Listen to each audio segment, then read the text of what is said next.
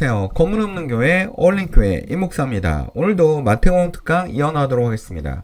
오늘의 제목은 가이사의 것은 가이사에게의 의미는 이라는 제목으로 하나님 말씀을 나누려고 합니다.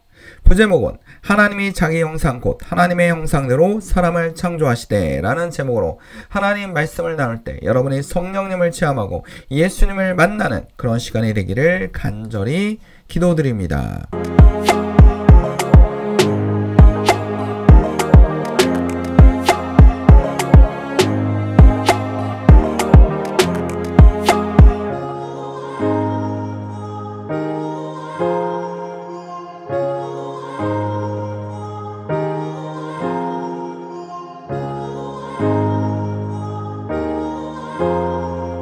하나님이 자기 형상 곧 하나님의 형상대로 사람을 창조하시되.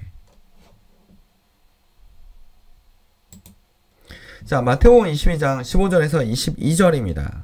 자, 지난주에 녹음을 했는데 마이크가 문제가 생겨서 녹음이 제대로 되지 않았습니다. 그래서 제가 마이크를 업그레이드 했습니다. 업그레이드 했기 때문에 뭐 여러가지 잡음이 들어갈 수도 있고 여러가지 문제가 있을 수 있지만 조금씩 좀 더 나은 방향으로 노력하도록 하겠습니다. 음향이 좀 더 나아지는 방향으로 노력하도록 하겠습니다. 자, 마태복음 22장 15절에서 22절입니다. 자, 바리새인들이 찾아왔어요. 예수님한테. 이들이 왜 찾아왔습니까? 예수님을 시험하기 위해서, 넘어뜨리기 위해서, 꼬투리를 잡기 위해서 찾아왔습니다. 15절에 보면 이에 바리새인들이 가서 어떻게 하면 예수의 말에 올무를 걸리게 할까 상의하고 자기 제자들을 헤롯 당원들과 함께 예수께 보내어 말하되 선생이여 우리가 아노니 당신은 참되시고 진리로 하나님의 도를 가르치시며 아무도 꺼리는 일이 없으시니 이는 사람을 외모로 보지 아니하심이니라. 이렇게 얘기했죠. 그러니까 굉장히 간사하게 접근했습니다. 친절하게 접근하죠. 예수님을 간사하게 넘어뜨리기 위해서 접근합니다. 실제로 이런 방법을 사용하는 사람들이 있죠. 회사나 이런 데서 사용하는 사람들이 있습니다. 그러면 당신의 생각에는 어떠한지 우리에게 이르소서. 가이사에게 세금을 바치는 것이 옳으니까 옳지 아니하니까. 예수님 입장에서는 지금 로마에게 세금을 바쳐라 하면 유대인들이 당연히 난리가 날 거고, 그리고 바치지 마라 하면 어떡합니까? 로마에 신고를 당할 수 있겠죠. 그러니까 예수님을 넘어뜨리기 위해서 아무 쪽이나 선택을 해도 너는 넘어질 수밖에 없는 질문이다 라고 생각하고 이 헤롯 당원과 바리새인들이 질문을 한 겁니다. 아주 친절하게 질문을 했습니다. 근데 18절에 보면 예수님 뭡니까? 다 하십니다. 예수님께서 그들의 악함을 아시고 아주 뱀처럼 간사하게 접근하고 있는 거죠. 악함을 아시고 외식하는 자들아 어찌하여 나를 시험하느냐 라고 말씀하고 계십니다. 그렇죠? 우리도 항상 하나님을 바라보면서 하나님을 시험할 때가 있습니다. 하나님 지금 내가 왜 이렇게 힘듭니까? 어렵습니까? 하나님을 원망하고 하나님은 존재하지 않습니다라고 생각할 때가 있습니다. 그런 것처럼 이 예수님 앞에 가서 바리새인들이 어떻게 하면 예수님을 넘어뜨릴까? 예수님이 지금 우리의 기존 체제를 완전히 무너뜨리려고 한다. 그래서 예수를 제거를 해야지 우리가 평화가 올 수 있다 라고 생각을 하는 거죠. 그래서 예수님을 제거하기 위해서 나타난 겁니다. 이들이 보지 못하는 건 뭡니까? 바리새인들이 많은 지식과 율법을 달달 외우고 있어도 예수님이 메시아라는 걸 전혀 알아채지 못하라는 겁니다. 우리가 이 성경에서 알 수 있는 건 뭡니까? 예수님을 바라보는 것은 우리가 뭡니까? 깨달음을 얻는 것이 굉장히 중요합니다. 예수님을 볼 수 있도록 예수님이 우리에게 뭡니까? 기다리고 계십니다. 믿음을 심어주길 원합니다. 우리 뭘 통해서? 우리 지난주에 있었던 십자가와 부활의 사건을 통해서 우리는 예수님을 바라볼 수 있다라는 겁니다. 자, 이들이 동전을 들고 나왔습니다. 무슨 동전입니까? 자, 티베리우스 가이사르, 그러니까 황제를 상징하죠. 동전에 항상 자신의 업적을 기리기 위해서, 그러니까 로마 시대 때는 황제가 자신의 업적을 기리기 위해서 선전용 도구로 동전에 자기의 얼굴을 새기고 뒤에는 다른 우상들을 새긴 거죠. 그렇죠? 우상들을 새깁니다. 그래서 여신을 새겨서 그 여신의 존재감과 자기도 뭐 같은 사람이다? 신 같은 사람이다. 그래서 이 동전에 보면 예수님 당시에 갖다 줬던 동전에 보면 티베리우스 카이사르라고 되어 있습니다. 티베리우스 카이사르. 신성한 아우구스투스의 아들. 아우구스투스는 뭡니까? 바로 예수님이 태어날 때 있었던 황제 아닙니까? 그래서 그 황제의 이름이 나타나 있는 거죠. 그래서 이런 식으로 나타나 있습니다. 그러니까 유대인들 입장에서는 이 동전을 가지고 다니는 것도 신앙의 오류처럼 보였다는 겁니다. 약간의 우상? 이런 상징의 특징입니다. 근데 예수님께서 여기서 명확하게 얘기해 주시고 있습니다. 자, 19절에 보면 세금 낼 돈을 내게 보이라 하시니 이들이 또 동전을 지니고 있었어요. 그쵸? 데나리온 하나를 가져왔거늘. 오류가 있는데도 불구하고 본인들이 동전을 가지고 있었습니다. 굉장히 신기하죠? 예수께서 말씀하시되 이 현상과 이 글은 누굴 것이냐? 예수님이 무슨 단어를 사용했냐면 형상이라는 단어를 사용했습니다. 현상은 어디에 나오는 단어입니까?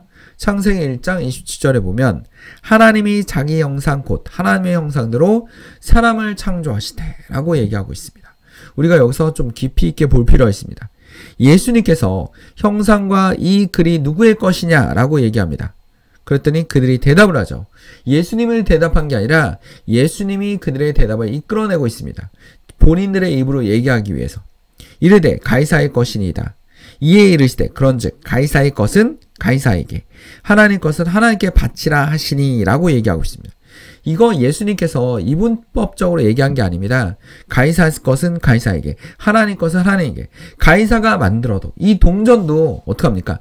가이사가 만들어도 모두 다 누구의 것입니까? 하나님의 것입니다. 로마도 누가 세웠습니까? 하나님이 세우셨습니다. 이 지구의 모든 만물은 하나님의 원리대로 돌아가고 있습니다. 하나님의 것이라는 겁니다. 하나님이 그 위에 있다라는 겁니다. 하나님은 왜 예수님을 보내셨지만 그 하나님이 모든 세계를 예수님과 함께 창조하시고 주관하시고 그의 원리대로 하나님의 원리대로 모든 게 돌아가고 있다라는 겁니다. 자, 연어는 뭐 합니까? 미치도록 바다에서 놀다가 바다에서 지내다가 다시 개울로 올라와서 북상하지 않습니까? 자기가 죽는 것을 알면서도 계속 북상을 합니다. 북상을 해서 자기가 태어났다는 곳에 와서 알을 낳고 사망을 합니다. 이게 무엇입니까? 이들의 본능 아닙니까? 이 본능을 누가 집어넣어 주었습니까? 하나님이 집어넣어 주었습니다. 모든 사물은 자신의 본능대로 움직이고 있습니다. 쉽게 말하면 하나님의 말씀대로, 하나님의 계획한 대로, 하나님이 그들에게 심어준 대로 바로 움직이고 있다는 겁니다. 사람은 누구의 형상대로 지었습니까? 하나님의 형상대로. 우리는 하나님의 형상대로 지었기 때문에 우리가 바라볼 수 있는 것, 우리가 돌아갈 수 있는 것 누구의 품밖에 없습니까? 하나님의 품밖에 없습니다. 하나님에게로 다가가는 겁니다. 우리는 무릎 꿇고 하나님을 앙망하는 그런 모습을 보여야 될 것입니다. 우리는 기도하고 하나님 말씀을 보고 무장할 수 있는 주의 성도들이 되기를 간절히 기도드립니다. 자, 우리 다른 말씀을 한번 보도록 하겠습니다.